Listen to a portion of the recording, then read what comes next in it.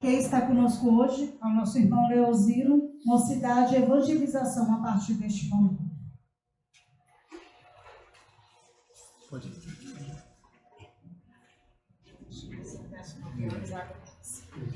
Boa noite a todos. Nosso tema de hoje é mistificação. Bom, eu, pela minha experiência na doutrina espírita, eu acho que esse tema, eu vou fazer uma abordagem diferente, porque normalmente esse tema ele é utilizado numa reunião de estudos mediúnicos. Então, eu creio que muitas das pessoas que estão aqui, em respeito a elas, a gente deve amenizar um pouco a profundidade do estudo no sentido, mas a gente pode aproveitar e aprofundar em outro. Porque mistificação, de acordo com o livro dos médiuns, no capítulo 27, a partir do item 297, que trata das contradições, e depois do item 300, que trata da mistificação. Então, vamos a partir da etimologia. Mistés, do grego, é mistério, algo escondido, um segredo. Vocês não estão achando que o som está muito ruim, não, gente? Então, o que pode ser feito aqui, gente? Estou tentando aqui. É porque é o seguinte, fala um pouco mais alto e perto do microfone. Mas ele está dando... É por isso que se eu aumentar demais ele vai dar microfonia. Você tem que diminuir, então. Diminuir. Melhorou. Você está dando... Mas deu uma melhorar. Melhorou. Diminui mais um pouco. Já diminuiu. Deu aí? Tá melhor aí, gente? Eco. Eu me lembro de uma ninfa, o nome dela era Eco. Narciso, pois é. Eu vou falar para vocês porque que às vezes eu falo da mitologia grega. Eu sempre gostei de ler, de estudar. Eu conheci o Espiritismo em 1983. Eu estava morando na época em Cuiabá. Eu jogava futebol na época. Depois eu fui para Mococa, interior de São Paulo, e lá eu participei da Mocidade Espírita Joana d'Arc, uma casa espírita que tinha lá. Então, eu comecei, na verdade, a conhecer mesmo, foi ali, em 1984. Então, eu participava da Mocidade, dos estudos que eles faziam todos os sábados, também durante a semana, à noite. Aí eu comecei a ler sem parar os livros maravilhosos do André Luiz. A partir do nosso lar, eu li todos. Então, para mim, a leitura é um prazer enorme, porque pode ser que no início a gente sinta um pouco de cansaço, um pouco de dificuldade, né? Uma certa apatia, porque dá sono, mas à medida que o ganho da leitura se faz na mente, não tem prazer maior. Porque o conhecimento, de acordo até com o livro dos Espíritos, a evolução moral decorre da evolução intelectual. Então, quando a gente vê mistificação, mistério e factio do latim, ação de fazer, então fazer mistério, esse nome ele foi ganhando um outro sentido no decorrer do tempo. E ele passou a ser uma maneira de iludir, de fazer um segredo, fazer algo escondido, enganar. Então, na mediunidade, na casa espírita, mistificar da parte do médium de forma consciente é quando ele finge que está dando uma comunicação, diz um nome que não é verdadeiro. Até um caso interessante que eu vou contar para vocês, numa casa espírita, isso não foi mistificação, é porque não houve tempo para explicar e as pessoas acreditam porque foi um espírito tal que falou. E não é bem assim. Kardec pede para a gente analisar o texto, o teor, o conteúdo, e não simplesmente acreditar porque foi o fulano que falou. E então, uma mensagem bonita, e no final o Espírito falou que o nome dele era Jesus. A casa tinha umas 15 pessoas. No dia seguinte estavam 200 pessoas e não cabia gente do lado de fora. E no final da mensagem ele comunicou de novo. Falou Jesus, aí ele finalizou, porque eles deram tempo, todo mundo, né? Ele falou, Jesus, o sapateiro que morava na esquina. O nome dele era Jesus também, mas as pessoas não esperam. E saem alvoroçadas, contando para todo mundo quem foi, que seja por causa do nível de importância que isso tem para casa, para as pessoas. É a vaidade que bate às portas das situações. Agora, a mistificação é quando o médium ele não está concentrado devidamente e ele tem ansiedade para dar a comunicação, ele força a situação, faz de conta que deu uma comunicação e às vezes até jogando indiretas para as pessoas. Isso pode ser consciente, pode ser inconsciente também, e fica muito próximo do animismo. O animismo é difícil de descobrir, porque é uma projeção do seu passado, um conhecimento adquirido que está reservado no inconsciente. É muito difícil, a não ser um médium experiente, ele vai saber se aquilo ali é dele ou não. E é difícil. Eu só descobri uma vez que eu estava cometendo um animismo quando eu tive uma regressão de memória e me vi na situação daquela comunicação que ocorreu na semana anterior. Mas foi uma regressão espontânea. Isso acontece com algumas pessoas e com muita gente que às vezes eu não percebe o que está acontecendo. Então, é possível que seja animismo, mas a mistificação é um engano, é um engodo. O espírito chega, fala 8 frases maravilhosas, mas a 9ª frase tem um engano que não é de acordo com a doutrina espírita. Mas como as pessoas acreditaram nas outras, vão acreditar que aquilo também seja verdade. Todo cuidado é possível, porque o espírito mistificador, ele procura enganar as pessoas. Então, se alguém disser, por exemplo, vai acontecer tal dia em tal horário, data fixa, cuidado, porque tudo pode mudar. Não sei se vocês já ouviram falar do Brian Weiss, um psiquiatra norte-americano, que ele não acreditava em vida após a morte, Deus, reencarnação de forma nenhuma. Só que um dia ele fez uma regressão até a vida intrauterina com uma pessoa. Só que a pessoa passou da vida intrauterina e voltou 3.000 anos. E falou um monte de coisa. Ele achou aquilo estranho e tal, considerou, mas depois veio uma outra e falou de uma vida que teve 150 anos antes, com dados. Nome de pessoa, nome da cidade, endereço, onde estava enterrado, nome de filho, de neto. E ele comprovou tudo. Então ele falou, olha, esse é um caso para ser estudado. Aí ele comprova, ele não afirma que é possível a reencarnação, ele afirma que é verdade, porque ele comprova cientificamente. São vários casos que ele tratou. A doutora Ellen também, a mesma coisa, ela estudou 10.000 casos de reencarnação. Ela chega à conclusão verídica, não de uma possibilidade, de uma realidade. Jesus fala disso diversas vezes. No Evangelho tem, tanto no Antigo Testamento quanto no Novo Testamento tem. Basta que a gente se aprofunde nos estudos, nas leituras. Se a gente não se atém a determinados detalhes, João Batista, Elias há de voltar. Ele veio, mas não foi reconhecido. Como assim João Batista veio? Você viveu 400 e tantos anos antes. Ele é João Batista, está lá escrito, claramente. Ele era João Batista. João Batista era o Elias reencarnado. Então, o estudo vai permitindo que nós, que aqui estamos, possamos chegar a determinadas leis divinas que são justas. Porque como é que nós vamos recomprar os males praticados em outra época, ou mesmo nesta, se de repente a gente vai embora? Não deu tempo de refazer o mal feito. Ou mesmo não houve tempo de reconhecer o que foi bem feito.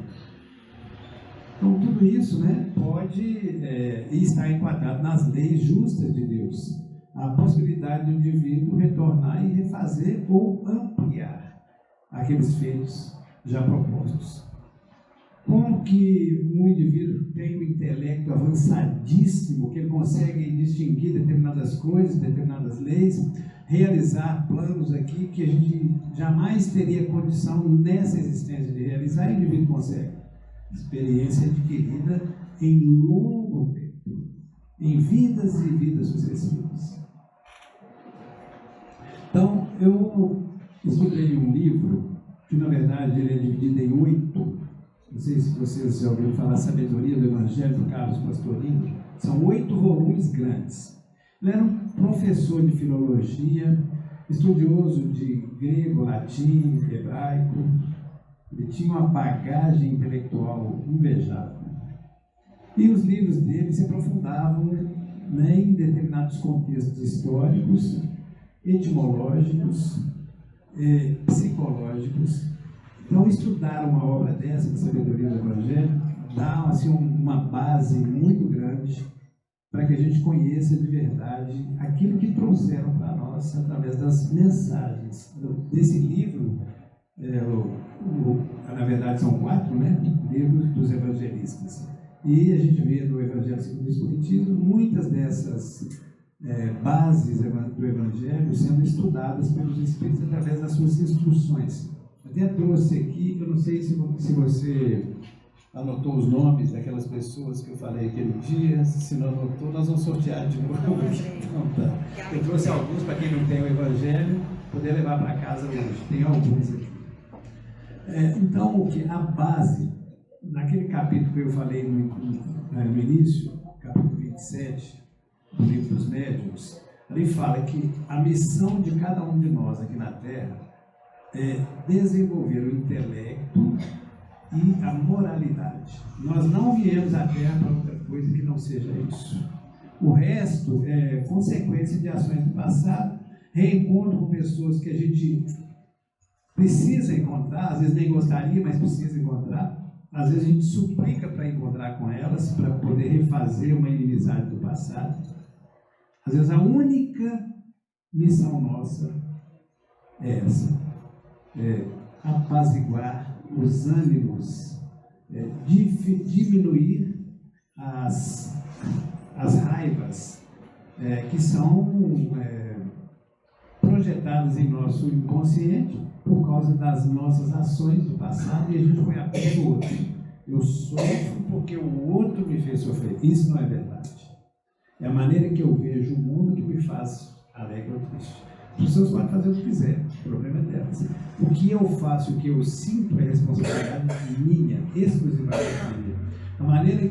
Jesus então era para sair do mundo com raiva de todo mundo, porque a maioria o traiu. Né? Nem os próprios discípulos ficaram do lado dele na hora que ele precisou. Então, aí a gente vai reclamar de quê? De quê? Nós, com certeza, já fizemos isso e muito mais. Eu lembro do livro Memórias de um Suicida, da Ivone Pereira. É um livro fantástico, de acordo com o André Luiz, é a maior obra espírita do século XX. O Camilo Castelo Branco, que é o narrador do livro, o Espírito, ele dá o nome a ele mesmo de Camilo Botelho, ele diz que na época do Cristo, ele estava reencarnado na Terra. E ele se aproximou do Gólgota e viu aquele homem maravilhoso, com aqueles olhos, e abençoando os que estavam maltratando, matando. E morreu de inveja de Jesus. Ele mesmo diz isso. E xingou. Antes mesmo, né, da cruz, ele viu quando o Pilatos, ele lavou as mãos e deixou que as pessoas escolhessem quem seria salvo, Jesus ou Barrabás. O próprio Camilo diz que o primeiro que gritou Barrabás foi ele. Então, assim, quando a gente lê o livro Memórias do Suicida, a gente vê que a alma não tem medo mais de expor as suas faltas, porque ela já se conhece e sabe que precisa melhorar a partir daquele ponto crucial de engano, de ilusão. Então, a mistificação pode servir nesse sentido, o quanto nós nos enganamos a respeito de nós mesmos. o quanto nós nos escondemos das nossas próprias sombras, porque a gente não quer que a revelação aconteça. No Instituto lá de Maria, de Nazaré, no Vale dos Suicidas, na universidade que tem lá, para que as pessoas possam estudar o Evangelho de uma maneira muito diferente. Lá, as projeções saem do chão, são hologramas, e eles veem a situação acontecida como se estivesse acontecendo ali. Então, assim, é uma coisa fantástica. Esse livro foi escrito na década de 30, há quase 100 anos. Imagina só, a gente acha que o mundo está muito avançado, muito atrasado, tanto tecnologicamente quanto moralmente. E ele viu aquilo tudo, ele ficou encantado com Jesus, só que ele teve receio de reencarnar novamente, porque quando ele se suicida, ele dá um tiro no ouvido e fica cego. Então ele teria que retornar à Terra e passar pela prova da cegueira novamente. Por quê?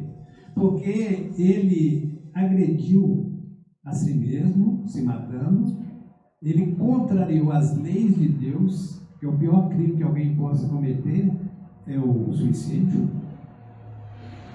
É extirpar a vida física que foi abençoada e oferecida por Deus.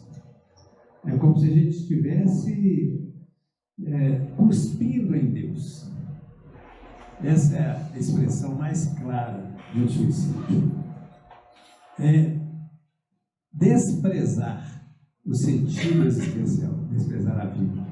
Então, quando eu estudei o livro Sabedoria do Evangelho, é fascinante. Tem coisas ali que a gente vai aprendendo, e eu aprendi que todo o conhecimento importa. E o pastorino dizia o seguinte: quanto mais estudamos, quanto mais repetimos, mais aquilo se fixa em nossa memória, em nosso coração. E a gente passa com o tempo a praticar inconscientemente aquilo que a gente aprendeu. Então, quando Jesus diz amar os inimigos, a gente imagina assim, né? Nossa, essa prova vai ser difícil. Como é que eu vou amar os inimigos? Vou amassar os inimigos. Não vou amar coisa nenhuma. Pegar um por um e afogar no lago, na Lagoa da Pampulha ali, né? A vontade, às vezes, que dá, porque pela reação emocional. Mas a gente vai estudando, vai verificando, vendo as reações dos espíritos que vieram aqui, dando o exemplo de amor, de compreensão da ignorância alheia. Pai, perdoai-os. São ignorantes, eles não sabem o que fazem. A ignorância é a compreensão da ignorância, é a compreensão daquele que não sabe, ou de nós mesmos que não sabemos um monte de coisa. Por isso a importância do estudo.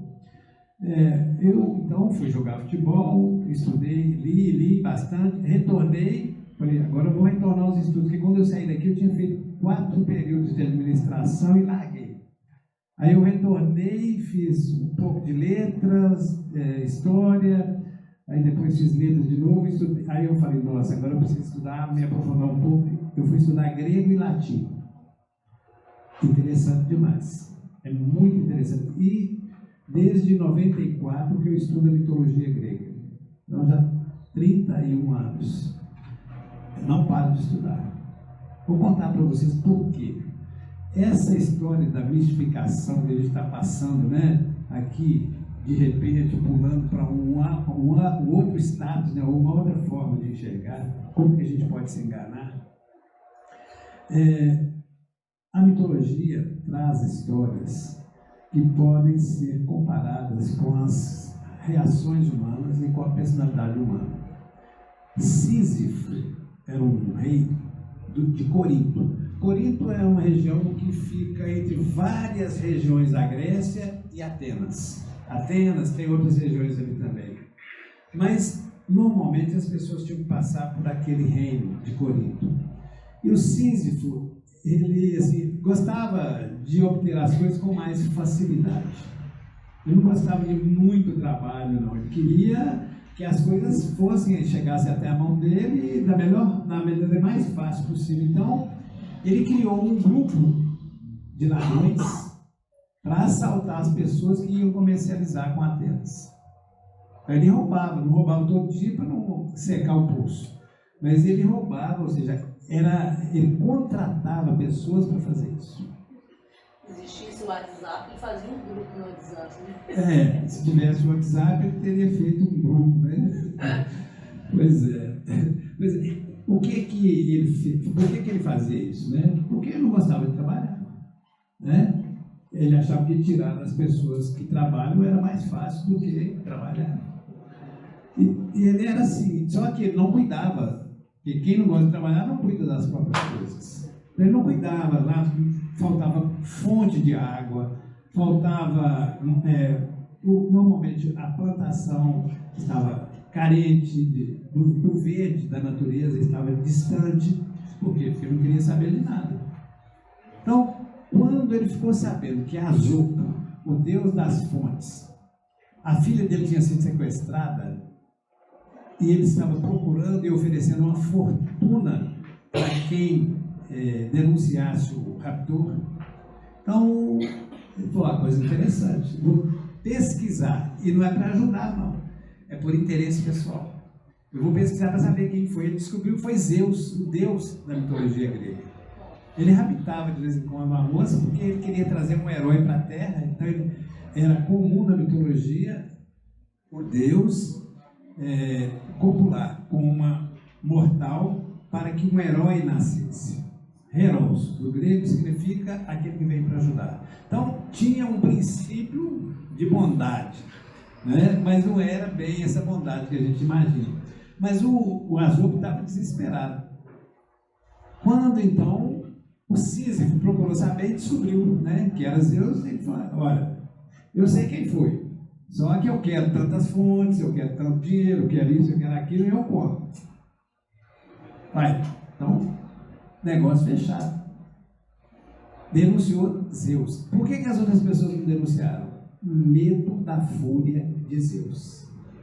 Ai de quem o denunciasse, porque a morte era esperada. Imagine se você vai denunciar alguém que conhece toda a sua família, que sabe que se você, e te avisa, se você me denunciar, eu vou te matar. Você vai denunciar? Depende, você tem que ter muito cuidado, você tem que ter toda a proteção possível para não ser morto. No caso dele, ele não estava preocupado com isso não, porque ele achava que a pessoa que ia ir lá buscar a filha dele, pronto. Ele estava interessado, era as pessoas, no caso do Sísifo, era inconsequente. Ele não pensava nas consequências das suas ações. Só que, quando o Azopo foi lá até Zeus e pediu a filha de volta, ele respeitou a autoridade paterna, devolveu e falou, mas com uma condição. Você tem que me falar quem que me denunciou. É lógico que ele falou que ele queria a filha de volta, falou, foi o Sísifo. O Zeus, então, mandou a morte, Thanatos, atrás do Sísifo, para buscá-lo. Sísifo era um enganador. Quando a morte chegou, elogiou a morte. Primeira coisa, cuidado com os elogios. Elogiou a morte, falou que era maravilhosa. Olha que mentira, ele era mentiroso mesmo, né? E falou, olha, eu tenho um colar aqui que vai servir certinho no seu pescoço. Uma joia maravilhosa. E a boba da morte se iludiu com o elogio e pôs o pescoço. Era uma corrente e prendeu a morte. Só que há consequências nas ações. A morte presa, ninguém morria. Aí o Hades, o deus dos infernos, reclamou. Foi lá, né, o deus da guerra, Hades, a mesma coisa. Até Poseidon do mar, não tinha mais morte em lugar nenhum, foram lá reclamar com Zeus. Zeus, então, falou, olha, eu vou ter que mandar o Hermes, porque o Hermes é aquele que não erra o caminho. Então, é confiável. Quando é o mensageiro de Zeus, ele vai e busca, e pronto, não tem conversa. Então ele foi até lá, falou, olha, vim te buscar. Tá certo, eu vou. Foi lá e cochichou no ouvido da mulher dele. Não me enterre, porque eu vou voltar a usar esse corpo. Não me enterre. Aí foi com Hermes, Chegou lá, diante de Zeus, e falou: olha, eu aceitei vir aqui, não tem problema, mas só tem um detalhe. Está vendo que eu estou sem meu eidolon? A sombra vaporosa, ídolo é uma sombra vaporosa. Ídolo é uma imagem que desaparece de repente. Isso aqui é ídolo. Ídolo. Então, ele falou: olha, não, ela não enterrou meu corpo, eu preciso voltar lá. Porque isso aí para um rei de Corinto que presta homenagem aos deuses e, embora ele tenha mentido, eu tenho que retornar lá. Zeus concordou e ele retornou. Então, quando ele retorna, é lógico que isso não é impossível, né? Se o corpo morreu, é impossível o espírito retornar a ele. Só em casos de letargia ou catalepsia, que há aparência de morte, o indivíduo volta, como aconteceu com Lázaro. Jesus avisou, está lá no Evangelho: a doença de Lázaro não é de morte, ele apenas dorme. É só ler o Evangelho que está escrito isso lá. Se ele apenas dorme, quer dizer que a doença dele não era de morte, é porque não morreu. Ele estava com aparência de morte, letargia ou catalepsia. Essa doença não era catalogada. Como é que Jesus sabia disso? Porque ele sabia, ele conhecia, ele era espírito puro. Aí ele volta, pega o corpo, pega a mulher e foge para longe de Corinto, com todas as riquezas que ele tinha ganho do Azopo. Zeus ficou sabendo e falou: não tem problema, eu vou mandar alguém buscar. E desse Sísifo não tem como fugir. Sabe quem que Zeus mandou? O tempo. Mandou o tempo. Ele foi ficando velho, e não tem como fugir da morte, porque a morte é um fenômeno natural da existência física. Ele tinha que voltar um dia. Ele morreu, chegou lá. Agora você vai ser julgado e condenado pelos crimes que você cometeu. Condenou Sísifo a rolar uma pedra imensa, morro acima, até chegar lá no pulo. Só que quando ele estava quase chegando, a pedra muito pesada, não ia conseguir, ela voltava. Então o castigo, a pena dele foi eternamente carregado. Sabe por que é eterno? Ad eterno. Por um tempo muito longo. Isso que significa ad eterno. É lógico que nós sabemos que somos imortais como espíritos. O Sísifo ganhou. O que significa rolar uma pedra muito grande e você não consegue fazer com que ela chegue até lá e pare? Mudança de postura mental e de atitude. Enquanto ele mantiver essa postura rígida de mentiroso que ele é, enquanto ele não mudar e colocar em seu coração a importância da verdade, ele vai carregar a pedra. A pedra é a teimosia que ele tem, a insistência que ele tem em não se modificar. Eu sou assim, pronto, acabou, não quero nem saber. Então, você vai carregar a pedra. Você vai suar todo dia. E a culpa não é das pessoas. Você pode ficar insatisfeito, você pode chorar, você pode gritar, você pode errar. Modifique-se. Se você quiser paz no coração. A necessidade de modificar é a gente parar de se enganar. Parar de se enganar de vez. Então é uma mudança radical. Se nós não nos modificarmos radicalmente, em função dos equívocos, dos pensamentos que nós temos às vezes. Olha, que pensamento é esse mais estranho? Eu preciso modificar. A Joana de Ângeles avisa que quando o pensamento é ruim, substitua por um pensamento bom. É fácil, é só substituir. Mas é preciso que vontade, interesse sincero. O Sísifo, então, é essa figura. Pode ser, por exemplo, representar até minha esposa que me falou hoje, que eu achei uma maneira interessante dela interpretar, é aberta a N interpretações. A reencarnação.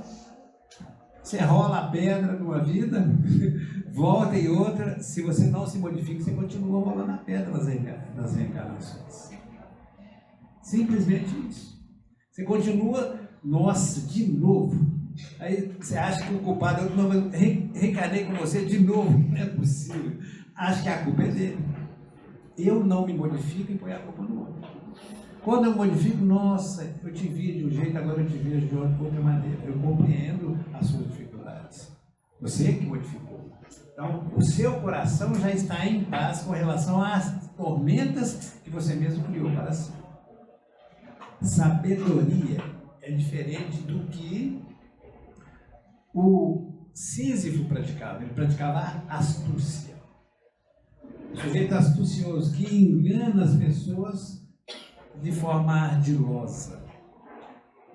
Acha que sabe. Acha que é melhor. Enquanto a gente não tira essa máscara daquilo que parece, o que a gente não é, a gente não consegue vencer os obstáculos criados dentro de nós. As montanhas estão dentro de nós. Aquilo que a gente precisa enxergar está dentro de nós.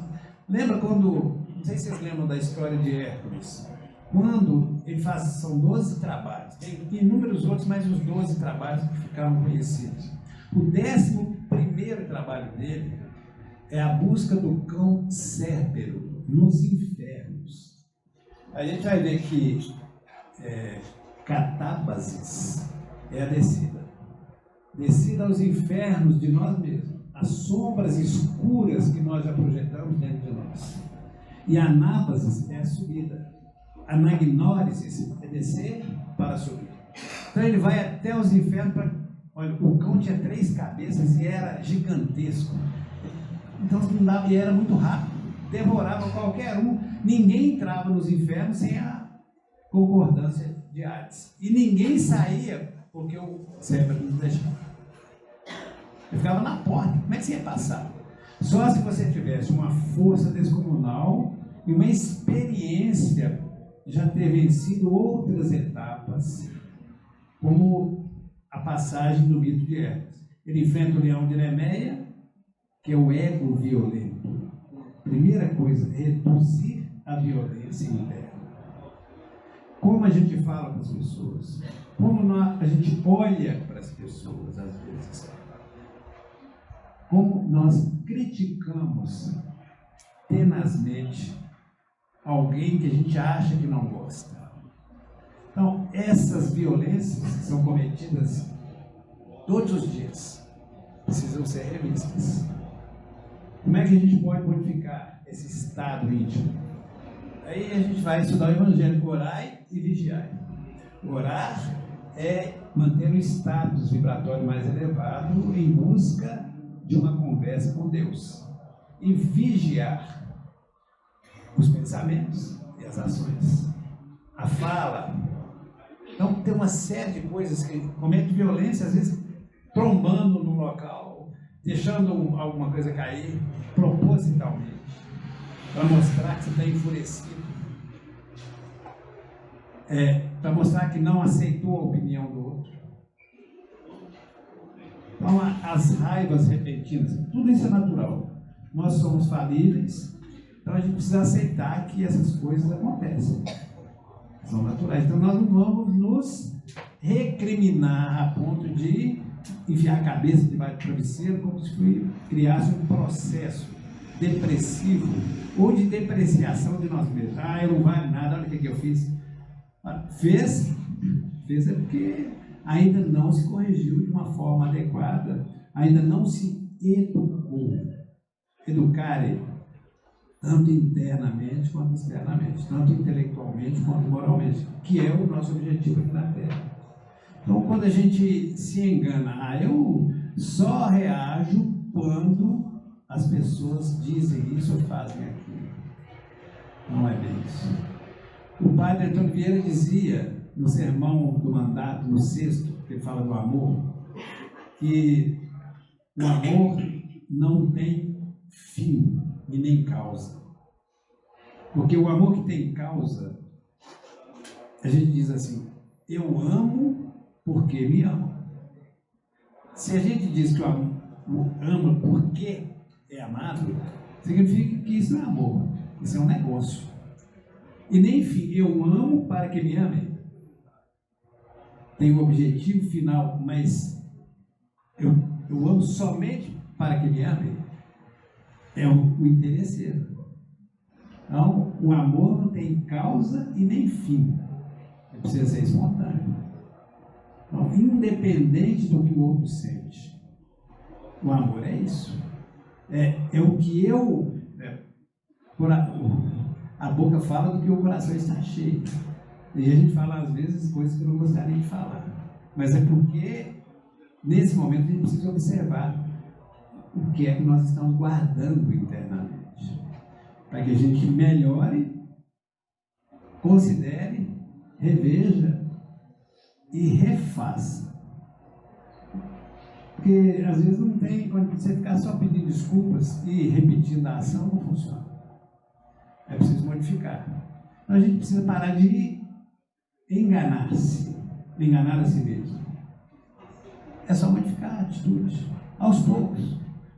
Hoje eu falei algumas palavras que não foram adequadas para fulano de tal. Então, amanhã eu vou... Eu trato do Agostinho de Hipona, o Santo Agostinho. Reveja o que foi feito no seu dia e faça melhor no dia seguinte. Se a gente fizer isso todos os dias, mas aí, dedicação. Tem que ter dedicação. Se a gente não se dedica a essas coisas, eu amo a minha esposa. Ama mesmo? Às vezes a gente tem opiniões diferentes, tem uma rusgazinha aqui e ali. É normal. Amar é independente disso. Eu não posso dizer para o meu amigo, olha, a minha esposa é difícil demais, e não sei o que, começar a falar mal dela. A maledicência carrega em si o próprio mal. E alimenta a minha mente, e eu dirijo esse pensamento diretamente a quem ou de quem eu estou falando. Porque a lei é essa, de vibração e ressonância. Eu direciono um pensamento e há uma ressonância. Então, aquilo que eu envio, eu vou receber de alguma forma. Se a pessoa é compreensiva, ela já é madura emocionalmente, ela vai me entender. Se não é, o problema é sério. É briga de foice e machado, porque a coisa não funciona da maneira, às vezes, que a gente pensa. Mas essas reações são, às vezes, justamente mostram que nós precisamos de algumas reflexões acerca daquilo que a gente projeta. Por isso que, quando nós estudamos as obras, quando a gente estuda mitologia, Tântalo, por exemplo, olha só, Tântalo, ele era filho de Zeus. E ele gostava, era muito vaidoso, ele gostava assim, de exibir aquilo, como se fosse assim, um prêmio, alguma coisa assim. Então, ele foi convidado para poder jantar no Olimpo. Imagina, ser convidado para jantar lá no palácio de... Como é que é o nome daquele filósofo antigo? Não é Hipócrates, não, é um outro, esqueci o nome. Mas tem no livro do Humberto de Campos, Cartas e Crônicas, fala sobre esse palácio que existe no plano espiritual, onde os encontros se dão com aqueles espíritos elevadíssimos. E não é palácio luxuoso, do luxo que a gente conhece aqui na Terra, não. É harmonioso. É muito diferente do que a gente possa imaginar. Esse palácio era onde o Sócrates e aqueles filósofos todos lá e mais muitos outros espíritos que foram enviados por Jesus à Terra para fortalecer os nossos ânimos e exemplificar a coragem, como o próprio Sócrates exemplificou na sua época, enfrentando a morte com tamanha dignidade que ajudou o moço que ia dar o veneno para ele a se acalmar. Deixa que eu tomo. Como é que toma isso? É assim, então pode ir para lá que eu tomo. Os discípulos dele chorando. Sócrates, que vai morrer, que vai partir, não está triste. Por que vocês estão tristes? Ele compreendia que a morte ali é um fenômeno natural. Então, a ignorância nos leva à exasperação, ao desespero. Se a gente sabe que a vida continua do outro lado, o desespero acontece por quê? Por ignorar a própria vida. Por apego a quem vai ficar ou a quem vai partir.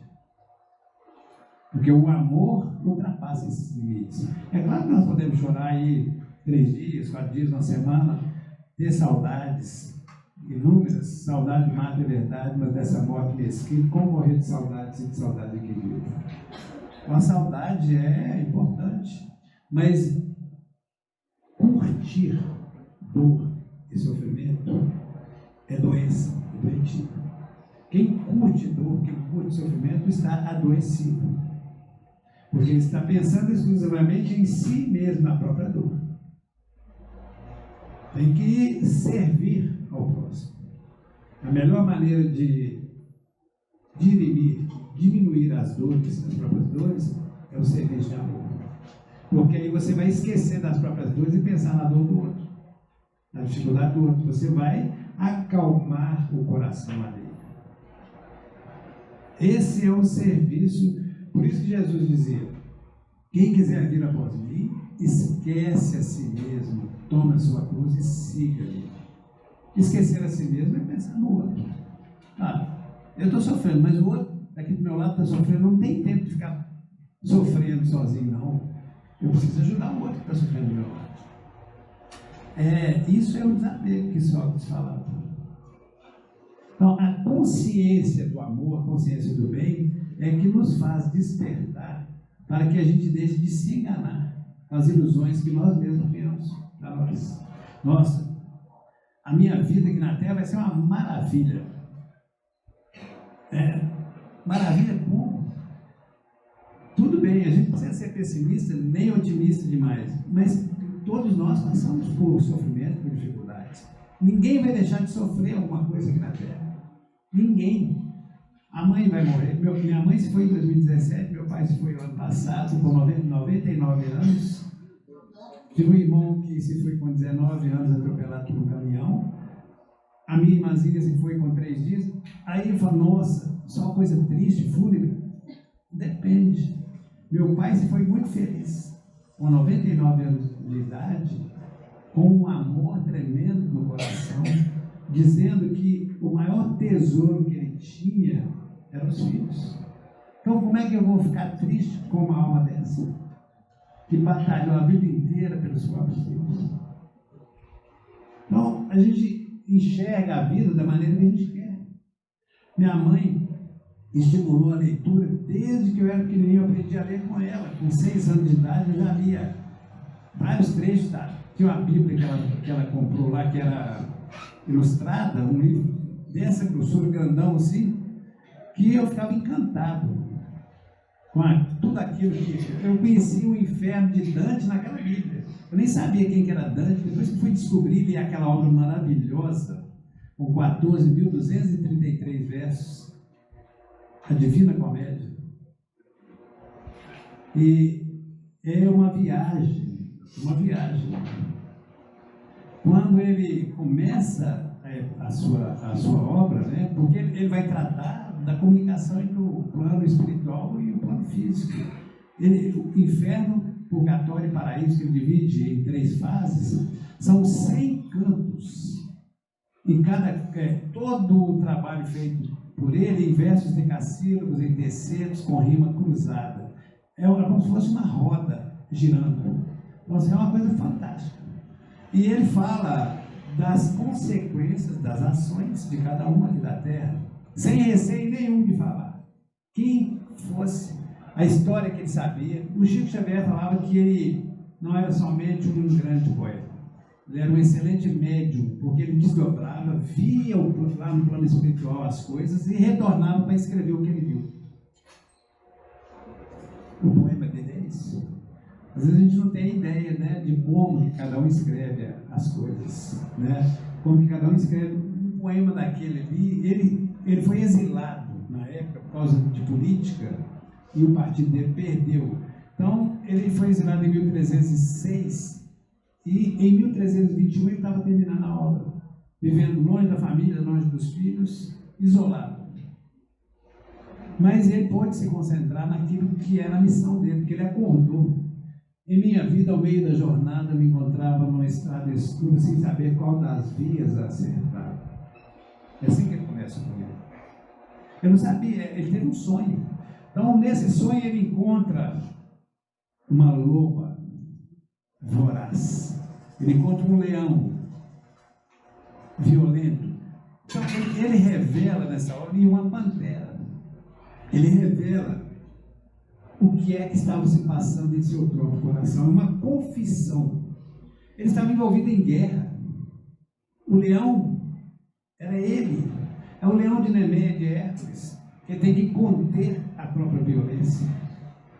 Nas mínimas coisas. A primeira ação, quem quer paz no coração, é conter a própria violência.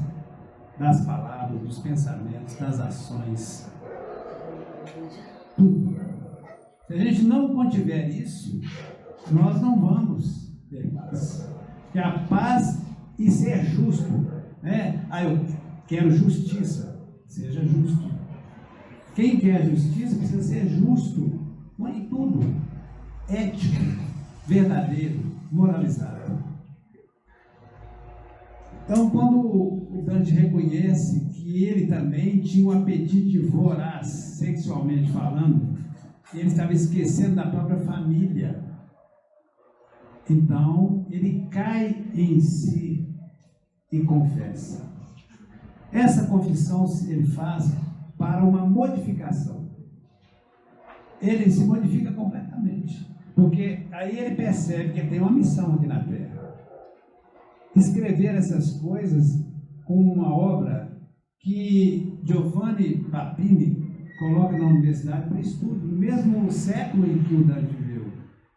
Camões deu 300 anos para as universidades portuguesas estudarem a sua obra. O Dante não, foi na mesma época. Então, a gente vê que tem pessoas que vêm à Terra, têm as suas dificuldades, mas há um momento de despertar. É um momento que a gente precisa acordar para a realidade. E não importa a idade, não importa quem seja, o importante é abrir os olhos. Mistificação é isso. É quando a gente se engana com a gente mesmo. Mas por que o Narciso ele não podia se ver? Porque quando o Narciso nasce, a sua mãe, ela fica tão assim, chocada com a beleza de Narciso, que ela o leva para um vidente observá-lo e falar: o que vai acontecer com esse menino? Porque eles tinham muito medo, porque a beleza atraía a inveja. E a inveja trazia crimes. Então, ela olha para ele, leva e fala assim, o vidente olha e fala: olha, não vai acontecer nada com ele se ele não se vir. Então ele não podia se ver, não podia se ver. Que história é essa? Que a pessoa não pode se ver. Porque quando ele está na fonte de Téspias e vai beber água, ele está com sede, está numa caçada, ele observa uma beleza incomparável no espelho cristalino da fonte e se encanta de tal maneira que ele não consegue sair mais dali. Ele, diante das águas e dos frutos à sua volta, ele morre de sede e de fome. Semelhante a Tântalo, que engana Zeus, mata o próprio filho, para enganá-los, ele oferece como comida, mas só que Zeus descobre. E depois ele é levado, né, quando ele morre, ele é levado aos infernos gregos, e lá ele recebe uma pena interessante. Ele fica afundado na água límpida, clara, e em cima ramos com inúmeros frutos. caindo, ou seja, dependurados assim. Então, quando ele abaixa a mão para beber água, o nível da água abaixa, ele não consegue beber. Quando ele leva a mão para pegar o fruto, o galho da árvore suspende e ele não consegue pegar. O que isso significa? Nós temos tudo à nossa disposição, mas quando desprezamos o mínimo que é necessário para a gente viver aqui, nós passamos a ser filhos ingratos, não compreendendo que Deus nos dá o mínimo para que a gente faça, por merecer com o nosso próprio esforço, algo mais. A gente se engana por isso, se torna um filho ingrato porque queria mais. Fulano tem, que não tem? Aí começa a disputa. A pessoa não aceita as próprias dificuldades e são desígnios divinos. O que é que pode modificar? Trabalho incessante, aprimoramento. É isso que pode modificar a nossa existência aqui na Terra. Se nós não trabalharmos incessantemente e não nos aprimorarmos naquilo que a gente deseja crescer, nós não vamos conseguir nada. Esforço. É isso que Deus nos pede. Mas tem gente que não faz nada e ganha tanto. Tem algum mérito escondido que a gente não sabe. Tem alguma missão, tem alguma prova que a gente não sabe. Então, nós podemos julgar simplesmente o outro, principalmente porque nós não sabemos do passado de ninguém, nem do nosso. A gente esquece, não se lembra. Então, às vezes, a gente se engana e se torna um filho mal agradecido. Portanto, é esse exemplo. Ele não pode beber, não pode comer. Por quê? Porque ele fez por merecer. Ele enganou o tempo todo. Ele achava-se melhor e achava que merecia mais e mais, sem realizar.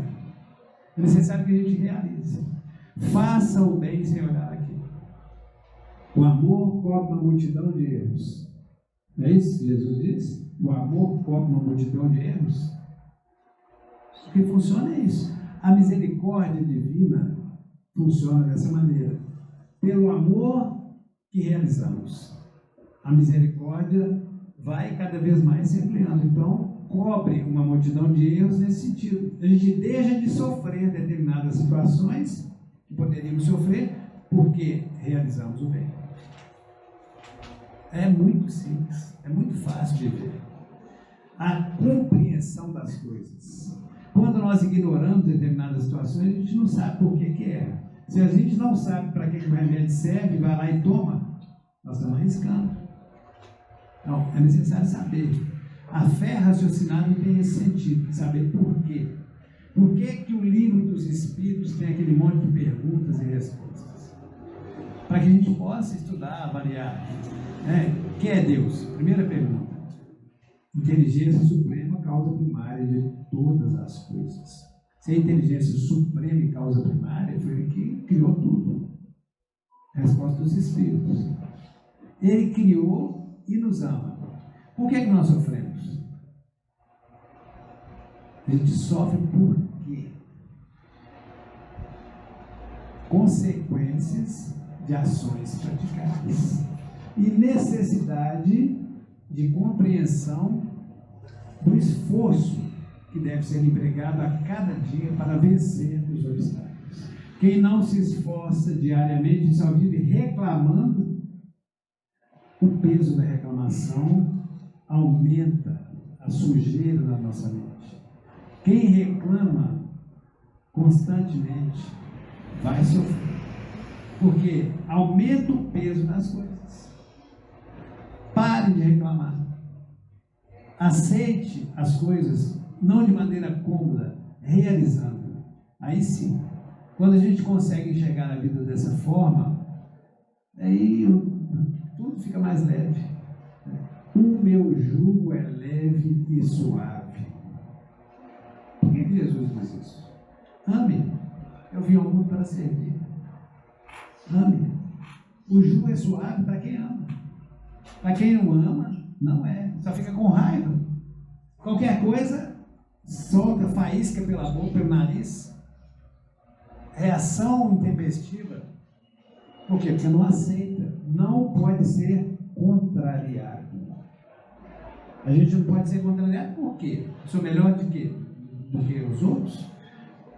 Tudo bem, é algo que a gente precisa trabalhar. Não é que é impossível que isso aconteça. Com a maioria das pessoas, aqui na Terra, nós temos muito mais expiação do que prova. É um planeta ainda, no mundo de provas e expiações, em comparação com outros mundos, ainda é muito atrasado. Mas é o mundo que nós estamos vivendo. A necessidade nossa de crescer, principalmente nessa época de transição de provas e expiações para regeneração, é de ampliar a nossa compreensão em torno da vida. Nós precisamos fazer isso urgentemente. Como? A gente precisa ler mais o Evangelho, todos os dias, pelo menos um trecho, e refletir sobre isso. Não adianta só ler, já li. Não. Aquela leitura, eu lembro quando a gente rezava o texto, eu era criança no interior, aí a minha mãe começava a rezar o texto, a gente ajoelhava, ficava com o joelho doendo, incomodado, e criança, você já viu como é que é. Aí, na hora a minha vez de rezar o Pai Nosso, eu tinha terminado há muito tempo, não, reza direito. A Maria, isso não é pressa, isso é pressa. E a prece não precisa ser decorada. Pode simplesmente pedir. Eu lembro que o Benedito, que é conhecido na igreja como São Benedito, ele chegava no altar, ajoelhava e falava assim, ó, sabe como é que era a prece dele? Nego velho está aqui. Essa era a prece dele. Ou seja, eu estou à disposição. Ele pedia o quê? Inspiração para ajudar as pessoas. Só isso, mais nada. A prece dele era, eu estou à disposição. Nego velho está aqui. Aparece serviço. Quando o trabalhador está pronto, o serviço aparece. Acho que nosso tempo já está no final aqui, né? Ok, então queria agradecer a vocês. A gente falou um pouquinho, né, sobre esse tema, a mistificação, e eu procurei trazer da melhor maneira possível. Agora tem 4 evangelhos aqui, como é que vai fazer, hein? Uma turma está aqui, outra ali, né? Tem alguém aqui que não tem o evangelho? Então pode vir aqui. Você também? Vai esperar, agora tem que ser daqui. Pode vir aqui. 2. Aquela moça lá. Agora do lado de cá. Aquela moça lá atrás de óculos e aquela senhora lá. Isso. Posso fazer de outra vez. Eu quero explicar que essa doação não é minha. Eu sou médico de transporte. Eu só transportei o evangelho para cá. É um amigo do Alfredo, de uma casa espírita aí. Obrigado, gente. Faz a prece, Deus aqui. Prece que Deus te abençoe. Jesus, amigo de todos nós outros.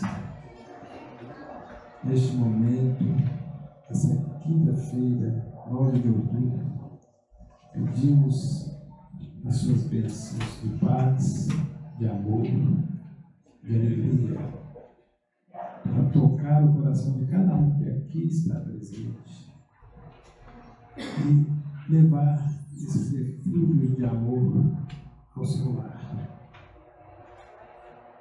enchendo o ambiente de luz, de paz, de energia, de saúde e harmonia.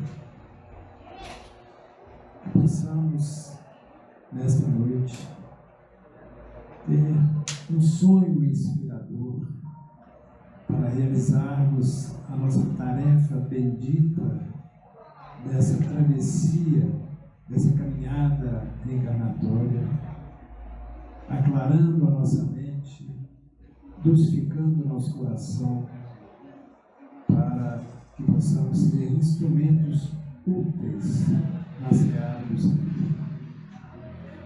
Por menor que seja o trabalho, que essa oportunidade nos seja dada, pelo menos alguém seja auxiliado de alguma forma pela bondade que possa brotar com o amor de Jesus em nosso coração.